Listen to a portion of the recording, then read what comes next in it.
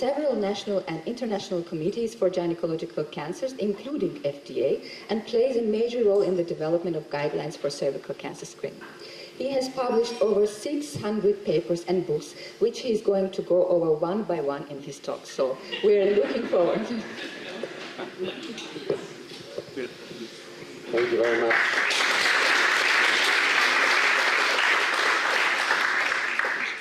Thank you very much for having me. I'm excited to be here. I just flew in this morning, so sorry if I lapsed a few times, but no, this is exciting. I will talk about the long and winding road from biomarker discovery to clinical use with a very famous example honoring Magnus, and a lot of our joint work on P16 will be covered here. So this is one of the exciting areas that many of us have worked on for the last 20 years or so. I have no conflict of interest. So my career started here. I went to medical school in Heidelberg. I was one of the medical students working with Magnus. Actually, it started out, my dad went to school with Klaus Robert Schröder, who was at the DKFZ, my dad is here in the audience as well. And I talked to him about a doctoral thesis, but he was not interested in medical students, and he sent me to Magnus and said he's dealing with those. And so that was the start of everything, and so I did a great doctoral thesis there. I stayed. We started off in the Department of Surgery, then we went to pathology and had a great home here. And this is where I did my habilitation, my PhD in applied tumor biology, and then I decided to get training in epidemiology and then moved to the NCI in 2007 to continue my path in cancer epidemiology. This is one of our outdoor retreats that we used to do every year, and it was really a great time. So my work is on natural history and clinical epidemiology, prevention of gynecologic cancers. A lot of my work is on cervix and HPV, and this is the work that started in 1996 when I took on the doctoral thesis on HPV integration under Magnus. So that is, and I've kept working on this since then, despite being in like 10 different places over the time. So of course, the natural history of cervical cancer is well understood. Everything started with Harald Sauer's discovery of HPV as the necessary cause of almost all cervical cancers. And Magnus worked with Professor Terhausen, and he characterized a lot of the oncogene actions like B67 and these cool knockout experiments that really helped us understand how these steps move from HPV infection to pre-cancer to cancer. And then I got to work at NCI with Mark Schiffman, the kind of godfather of HPV epidemiology, and I'm still working with him to this day, where we kind of worked on figuring out the population piece of this national history of this pathogenic process, and so the very characteristic population curves of these steps. So we have the HPV infection, that is the starting point, and most HPV infections go away by themselves. They're controlled by the immune system. A few will persist and become a precancer, and only a subset of these precancers may invade the cancer if they're not treated. So we have now two great tools for cervical cancer prevention: vaccination, which we will hear about more later from Miriam, and screening. And my focus is on this second part, is in screening. We can basically curb that first curve by vaccination, and we can really get rid of the very first step. But this has to happen before onset of sexual activity, so it's a delayed reward. It will take decades until we can really stop worrying about the next steps, and until then we have to continue to do screening to prevent cervical cancer. Now, P16 is the topic of my talk. It's tumor suppressor gene product with CDK2A gene. It was only discovered in '93, and several years later it already became like a major tool for cancer prevention. So I think that's a pretty fascinating story. It all basically, everybody here knows the story. We have a great P16 biomarker. It got turned into a company that was bought by Roche in 2011. Very funny, this is the German tabloid that reported on that, and they reported on the buyout of the in vitro diagnostics company, and they put in an in vitro fertilization and put this to illustrate that. So whoever did that article was not quite up to their game.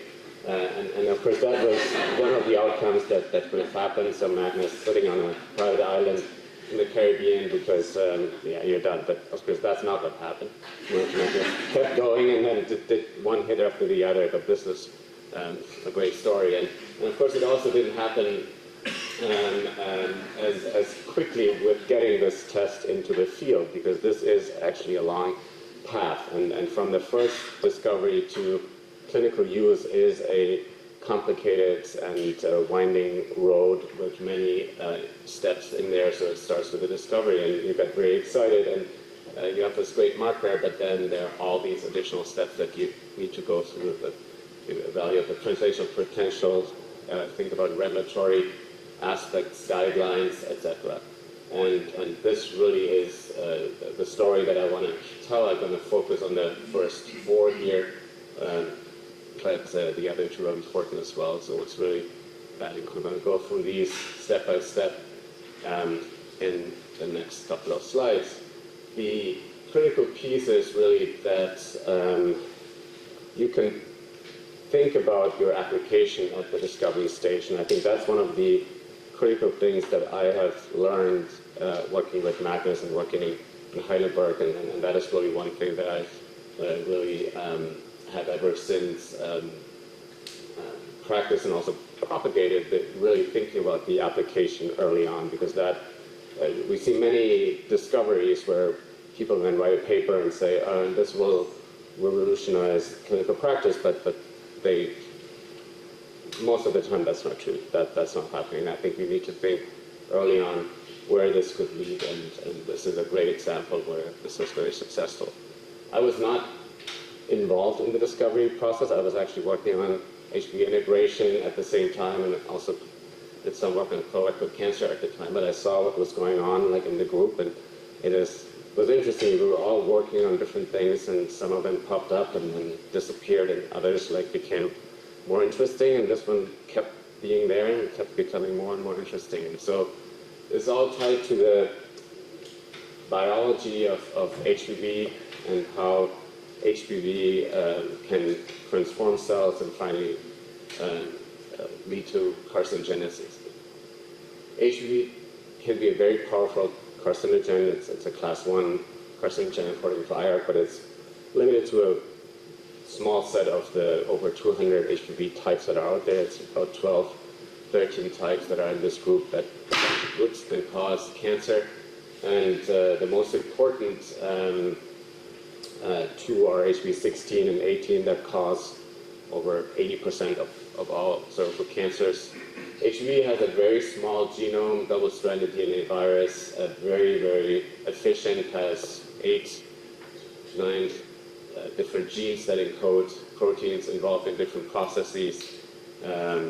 This is the regulatory region. We have the gene products that are involved with replication and the capsids that are really large and really wrap the viral DNA. And then these two, E6 and E7, that are the key players in transformation. And then the key interactions are E6 and P53, and E7 and RB.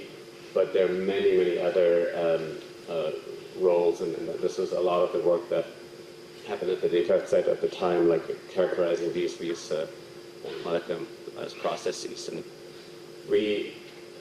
HPV infection is very common, and most of these infections like manifest in kind of small abnormalities of the epithelium that can also be picked up by cytology evaluation. So we see minor abnormalities. They're typically signs of infection that is transient and will go away. But there is a process between this transient infection and the precancer here. Like this is a SIN3, a full thickness dysplastic epithelium that now has a much higher risk of invasion if left untreated. And there are many changes that happen. There's increased E67 mRNA expression, many proliferation markers come out, including Ki67, telomerase activation, chromosomal instability, etc. And there's increasing somatic mutations that we understand now, like TCGA and some other efforts have shown that there is a lot more happening. But one of the interesting features is that there is a strong increase in P16 expression. So this was the first paper from the group describing this effect, like showing that in different cell lines, the P16 protein is strongly expressed among those that are transformed by HPV, like CH33A, and this is a lung cancer cell line that didn't show any expression, and then the same when transforming with P16, and this is a Western blot from that time. So what's happening here? So this is kind of unusual. P16 is usually, in other cancers, is inactivated and leads to cell cycle activation when P16 is eliminated. In this case, we have actually a downstream effect that is causing this. So we have E7 disrupting RB and then kind of creating this unhinged feedback loop, trying to block this E2F release. And there's a lot of P16 that is made, but it cannot have any downstream effect because RB is inactivated. So this is the really interesting and very strong expression of P16 that is a surrogate marker of HPV oncogene activity. So it's a quite early effect, so it can show up in earlier precancers and even in the earliest lesions that we still wouldn't treat quite yet, but that way it works well as a marker of precancer, and it kind of can indicate both in pathology where a lesion is sitting, but it also has other applications, and as we see in a moment, that this test can also be used in cytology specimens, so it can indicate the dysplastic cells. So I want to big shout out to Rüdiger, who was my lab chief when I did my doctoral thesis. I learned everything on molecular biology from Rüdiger, and he was a driving force behind the discovery, but also the later the translation to NTM and really pushing this to a clinical assay, and we're still working together on many things in this area. So this was the first set of stains that was done. Back then it was red, now it's all brown. Histology here and the cytology slide. So again, this is the brown substrate now showing no histology staining in these lower changes and transient HPV infection, but then increasing thickness of the epithelium that is stained, and then full staining of these invasive cancers. It's a pretty remarkable stain. Like when we usually do discovery and we stain for different targets, we hardly ever see such a contrast between no stain and a positive signal, because there's so much of that protein accumulated in the cells, and that makes it a really nice marker, because you don't have to deal with a lot of intensity measures or other things, and it's very easy to look at that contrast. We early on, and that's when I got involved, we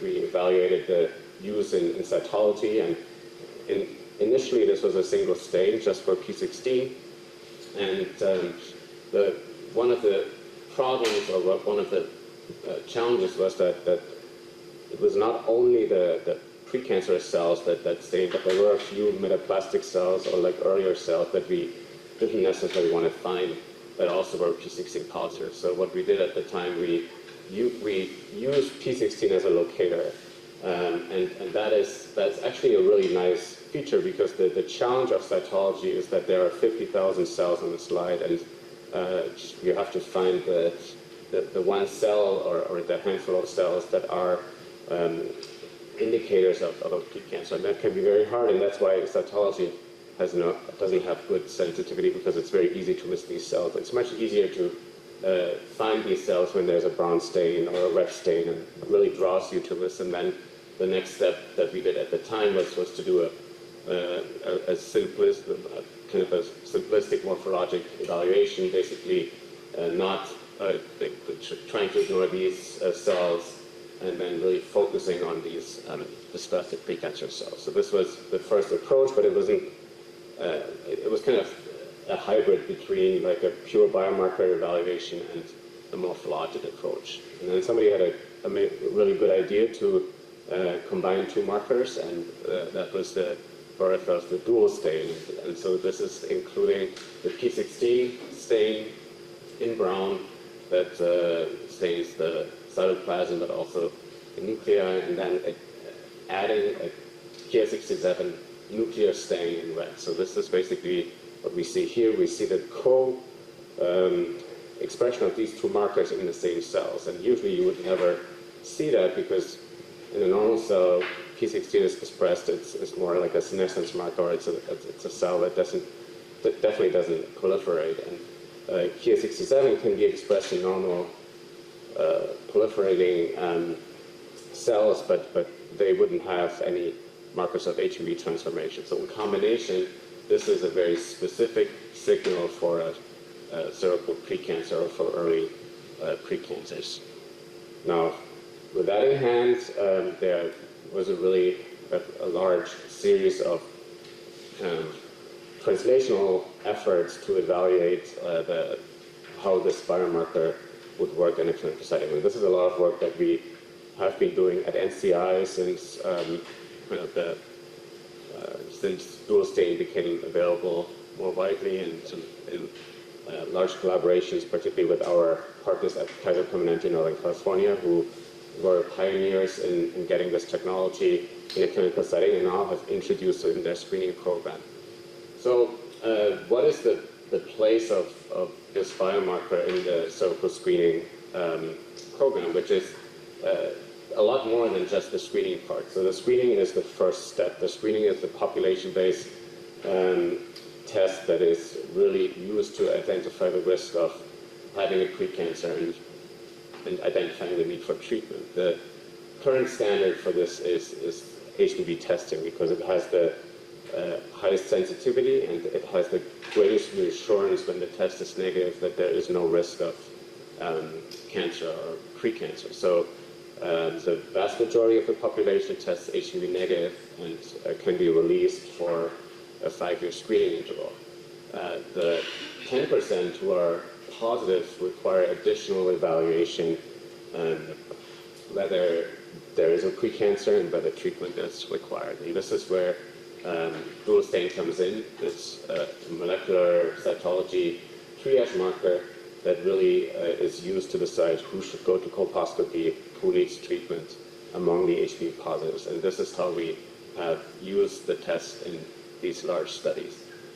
And in the US, we have developed a risk-based approach to screening and management. So we have basically have determined absolute risk levels, and this is absolute risk of precancer, that is increasing from the general population to a risk that is very high where treatment is indicated. And we can use these risk levels and the associated clinical recommendations for any test out there. So we can bring in a new test and say, okay, if your risk increases 4%, somebody should go to colposcopy or somebody should have a triage test. So this is a universal approach to deal with the fact that this field has become more and more complex. There are many competing markers, there are many different technologies out there, and but there's only a limited range of things that you can do clinically. And so we're translating that into absolute risk, and then we can evaluate these tests. And for triage, what we want to have is we want to have a marker that, when positive, really gets you to the next level of management, and when negative, ideally gets you down a level so that we can get people out of this uncertain state. Okay, somebody is HIV positive. What do? We don't want to do annual colposcopy, biopsy, etc. We want to get better reassurance, and we want to identify the precancers better. So this is what we evaluated, for example, in one of our first studies with Kaiser Permanente California, and what we plotted here is the absolute risk of precancer of CM3+, with the context of these risk thresholds. So this is the colposcopy referral risk threshold here, showing it for cytology, which was the current standard at the time, and here for dual stain. And what you see is that dual stain separates the positives and the negatives much better than cytology. So if you're positive, your risk of precancer is much higher. If you're negative, your risk of precancer is much lower. And also there are more in this lower group that get the reassurance that the risk is lower. So this shows like that the dual stain performance is better than cytology. We did the same adding genotyping, and the effect is similar, but we can get even lower risk here when we have 16, 18 negative, dual stain negative. These have a risk where we can be pretty sure that there is no precancer that we need to worry about. Next, we evaluated that in a longitudinal setting, so we wanted to see how long can dual stain predict higher and lower risk based on its outcome. This is my colleague Megan Clark did this analysis in the same Kaiser population. Again, these are the risks for cytology, normal cytology here. The risk goes up, and this is the positive cytology, and now dual stain, again, the same separation. Dual stain positive has a much higher risk, dual stain negative has a lower risk than cytology, and the crossing of this threshold happens much later. So in theory, we can extend screening intervals or management intervals for dual stain. Okay, with that, we had established like a good scientific basis for how this test could be used, but the test was not yet approved in the US, so we couldn't actually use it clinically, and that's a big hurdle, and that it's different in different settings. In the US, it's very strict. You cannot use a test commercially, use a commercially available test when it does not have FDA approval, and so that was kind of a major step that needed to be taken, and this is kind of the regulatory history of dual stain. I just want to highlight a few things here. So the first P16 test was launched in 2007, and the dual stain approval by the US FDA happened in 2020, so that was a couple of years ago. And this also includes the histology test that was approved in 2017 by the FDA, but again, like this shows the long path that it took for dual stain to get FDA approval, and that the FDA approval was based on the impact trial that was basically run to a pretty substantial population to generate the data that the FDA then looked at. And this was the publication that came out 2 years ago. And in 2020, the FDA approval came out, and the FDA indication was two areas, but I'm highlighting here one of these sentences. In conjunction with the physician's assessment of patient screening history, other risk factors, and professional guidelines to guide patient management. So that was the use indication for dual stain at the time. And this doesn't really tell you what to do with a test. So it's approved. It is out there. It can be bought. It can be used. But the FDA is now moving away from giving very clear indications, and it's deferring to professional societies and clinical societies to tell us what to do with these tests. And that presents a challenge, because we now have a situation where we get regulatory approval, but we don't have a clinical guideline, because we cannot make a clinical guideline without a test being out there and knowing what it is approved for. And industry is also like left hanging there because they don't know what to go for. So it's pretty ugly standoff that we've encountered many times. And one of the things that plays into that is that we make guidelines like every 7 to 10 years. So we are updating guidelines because it's a big effort. So we look at all the data, we look at all the risk data, and then we make guidelines updates. And when dual stain came out, we had just updated the guidelines. It was literally a month after we published the guidelines, dual stain was approved by the FDA. So we basically we came up with a new way to make guidelines in the US for cervical screening and management that we call the enduring guidelines. So this became a necessity because the field is moving so rapidly. We cannot do 7, 10-year updates. So what we're doing now is we have a standing committee that really looks at new technologies that are approved by the FDA. And once they're approved, we can use this very nice risk-based approach and take something through this risk-based approach and then make guidelines. And we just completed that process and now came out with the first dual stain guidelines in the US. So now we kind of came full circle, regulatory approval, we have the guidelines, and it's now starting to being used, but there's still going to be quite a delay until more widely adoption of a new technology. Anyway, so I'm also part of the WHO guidelines effort, and WHO also adopted dual stain as a triage technology, so this is now out very widely, and it's also in the German guidelines, and it's now being discussed in the European guidelines as well. Very briefly, one of the important areas, I think, in this area is developing an automated approach for dual stain evaluation. It lends itself very nicely to scan slides and do an automated AI-based detection of the dual stain, and then we did that. I'm going to skip through these slides. We just showed that the automated dual stain detection can improve the specificity. We can titrate the thresholds more easily because we can look at different things related to staining and number of cells that are positive. So there is more potential here. Also, we can quantify cells, and we can actually have a higher risk threshold when there are more dual stain positive cells on the slide. So to summarize, success stories like this one are extremely rare in the world of biomarker research and discovery. I mean, for each of these examples, there are hundreds, thousands that don't get to this finish line, and I think it's an amazing story, and I was very happy to be part of it, and we're still working on this, so this is really exciting. But also, it's clear that in his entire career, Mark said, has been a master of finding these needles in a haystack. I mean, this is one example, but we'll hear about at least 2 or 3 others in the symposium. So this is pretty amazing.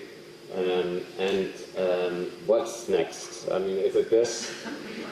Or more likely, it's probably going to be this. And I